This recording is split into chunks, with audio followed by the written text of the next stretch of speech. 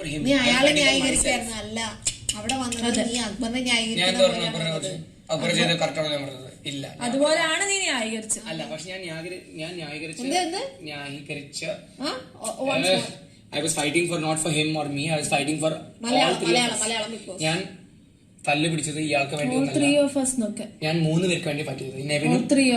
നെവിനും ഈ കാര്യത്തിലാണ് ബിക്കോസ് ഷാദ് പറഞ്ഞു അല്ല നീയല്ലേ പറഞ്ഞ ഫുഡ് കൊടുക്കണ്ടെന്ന് എന്നോട് ചൂണ്ടിക്കാണിച്ചു. അപ്പൊ ഞാൻ അത് ന്യായീകരിക്കാൻ വേണ്ടി ഞാൻ ഓപ്പൺലി പറയുമ്പോൾ അതിലെ ചാടിയതാണ് നൂറ. മനസ്സിലായോ?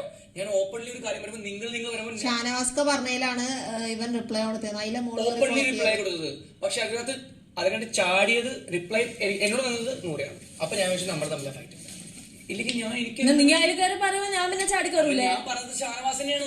ഒച്ചയില്ല ഞാൻ ഷാനവാസ് നോക്കിയിട്ടില്ല. പക്ഷെ ഇപ്പഴും നിങ്ങൾ പറയുന്ന വലിയ ആളാണല്ലോ. നീ ഒപ്പരുടെ ഫൈറ്റ് നടന്നുകൊണ്ടിരിക്കുകയാണ്. ഞാൻ മനസ്സിലായോ? അപ്പൊ നമ്മൾ അതിനൊരു വലിയ തെറ്റിദ്ധാരണയാണ് നമ്മൾ ഫൈറ്റ് ചെയ്തത് ആക്ച്വലി. പിന്നെ അവളുടെ എന്റെ വയന്ന് ഭയങ്കര ബോറ് സാധനം വന്നുകൊണ്ടിരുന്നു. ഇതാണ് പ്രശ്നം. ഞാൻ മാത്രം അക്സെപ്റ്റ് ചെയ്യണം. ചേച്ചികളെ സോറി കിളവനോട് ഇരിക്കി. അവന് പാലിന്റെ ഡബിൾ മീനിങ് ഉദ്ദേശിച്ചിട്ടില്ലാന്ന് തോന്നില്ല. ഡബിൾ മീനിങ് മോൾക്ക് പലതും തോന്നും. ഞാൻ എപ്പോഴും എനിക്ക് തോന്നി. പിന്നെ എന്തിനാണ് ബാക്കി ഈ പറഞ്ഞ പോലെ ബാക്കി 4-5 പേര് എന്നോട് ആര്യ നീ പറഞ്ഞ തെറ്റാണ് പറയാത്തത്? മിണ്ടിയില്ല. അതുപോൽക്കും തോന്നിയിട്ടുണ്ടാവും. ഒന്ന് പോയടാന്ന്. അത്ര ഈ വീട്ടില് ഈ കളിക്ക് വേണ്ടി പ്രശ്നം നല്ലോണം അറിയാതെ തിരിച്ചിടണം. ചപ്പാത്തി ഇടുന്നോട്ട് വിളിക്കുന്ന ആളല്ല ഞാൻ. അക്ബറിന്റെ കൂടെ കൂടി പിന്നെ അനുമോളുടെ കൂടെ കൂടിയിട്ട് എനിക്കിപ്പോ ഛർദ്ദിക്കാൻ വന്നു. പോയി ഛർദ്ദിക്കിച്ചല്ലോ. അവളെന്ത് അവളെന്ത് വർത്തമാനം അവളെന്ത് ടോക്കാണ് അവളാരെ വിചാരം? അതിന് സപ്പോർട്ട് ചെയ്യാൻ 2 പട്ടയും അത് ഭയങ്കര ബോറാണ്. നിങ്ങൾ പറയില്ല അക്ബർ സപ്പോർട്ട് ചെയ്യണം. ഞാൻ അയാളെ സപ്പോർട്ട് ചെയ്യണമെന്നില്ല. അയാളെ ഞാൻ നീയും നെവിനും പോട്ടെ നിന്റെ കാര്യം. അവള് കളിച്ചിട്ട് ശരിക്കും നിക്കറിന്റെ പള്ളി പോയി തൂങ്ങല്.